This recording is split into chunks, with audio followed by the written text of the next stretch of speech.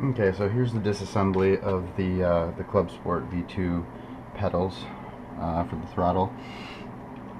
Now, I'm not sure which bit this is, but you can find it in most tool sets. It's one of the smaller 5-stars. So what you got here is the Hall sensor. This is the sensor that detects the magnet that's in the throttle assembly. It's the bar that goes across right here that attaches it. So, just going to take these off real quick. Be careful when you remove it though. There's these plastic standoffs that give it a little bit of a gap, as you can see here. There goes one. These go right on the screws here just to stand it off from the actual throttle itself. So, you just want to put that out of the way, and you are left with the screw holes, and here is the actual assembly right here. So what you want to do is once you got the screws off, you actually want to flip it over. What I'm actually going to do is I'm going to take this the Hall sensor apart just to kind of keep it all together here.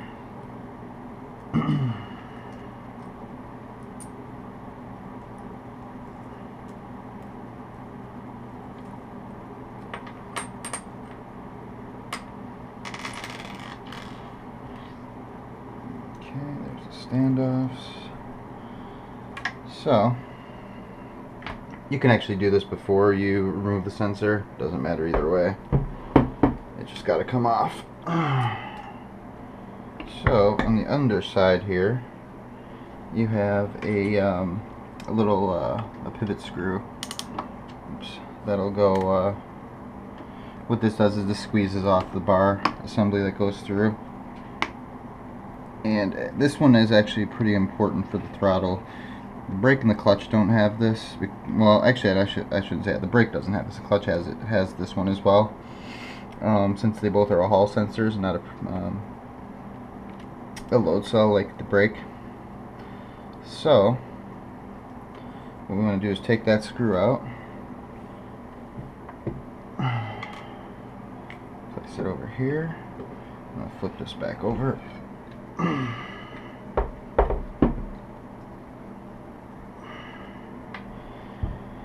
Now we need to get this this bar out. So you can use something that's skinny and strong and just push it out. You can actually use a screwdriver.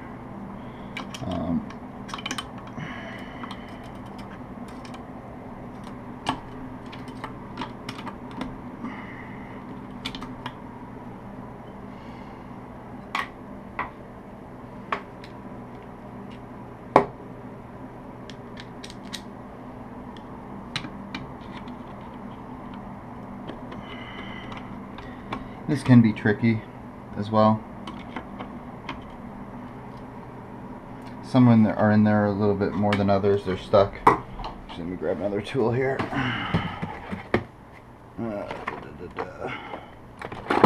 Just grab some vice clamps.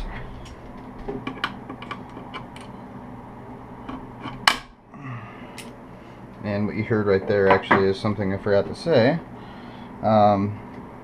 The throttle actually releases then, of course. What you do want to do is, if you can, it's not going to help much, but it might a little bit, is just get rid of the preload from the spring so it doesn't snap as hard as you just heard. So you screw that up, it gets rid of the preload in there so it's not as stiff. This actually will help in the future for when we have to put this back in. And speaking of, let's go ahead and do that. So what you got here is, this is the magnet that I was talking about. That's what the Hall sensor reads.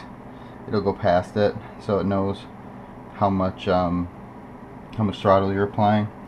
So essentially, this is the important part, and this is kind of what I screwed up on. It's got a little pivot in here, or I should say a little divot.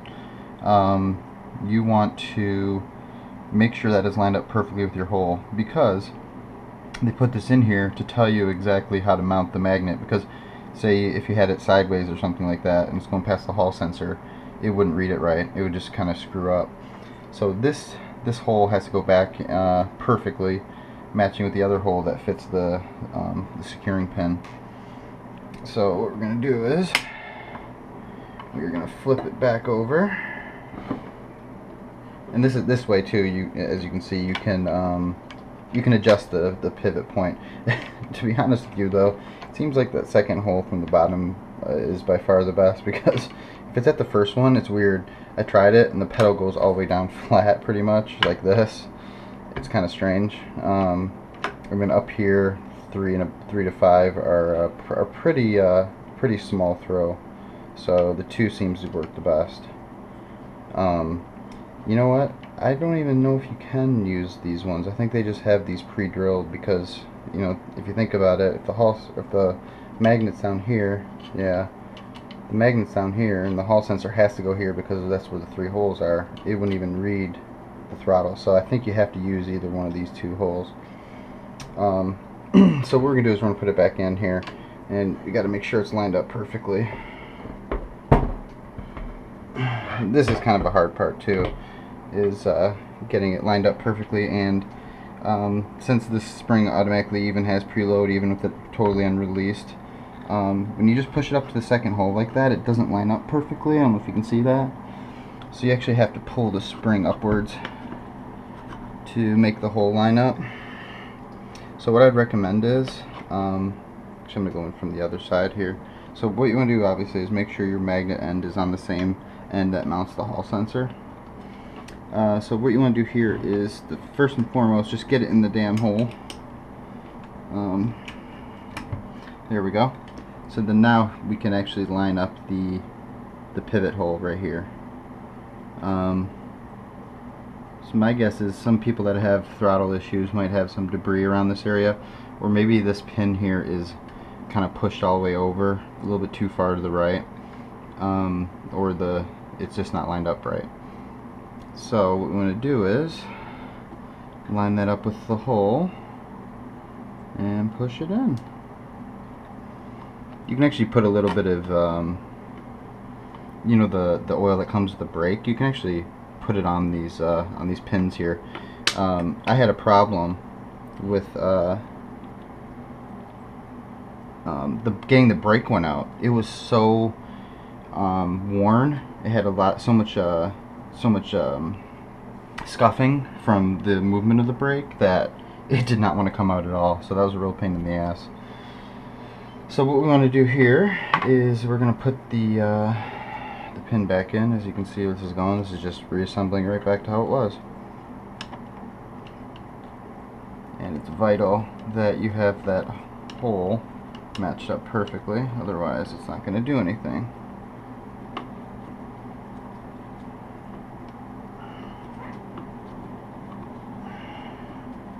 And this will go right through. You want to tighten that a lot, actually. You don't want that pin moving.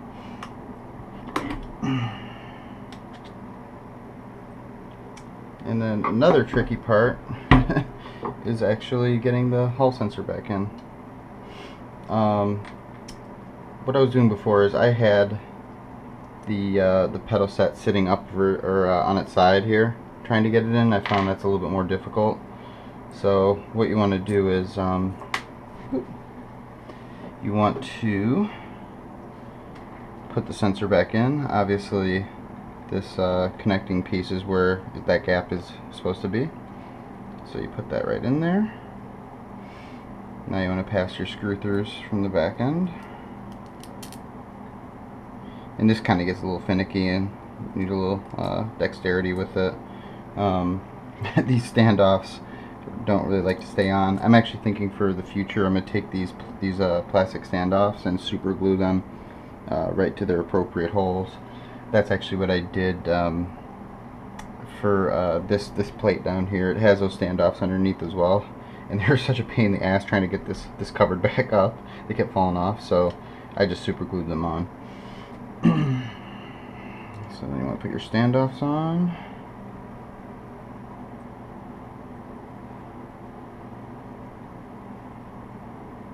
Okay. Now, here comes the tricky part, because these damn things want to pop out.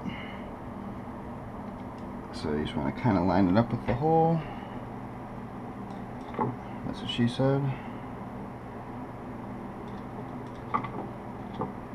Okay.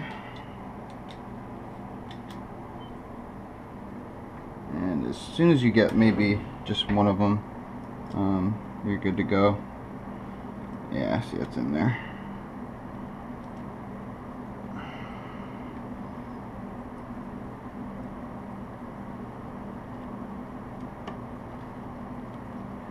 And there you have it. And so what you want to do when you tighten this back down is, you know, you want to give it a little bit of pressure on the tightening, a decent amount, but don't crank down on it very hard.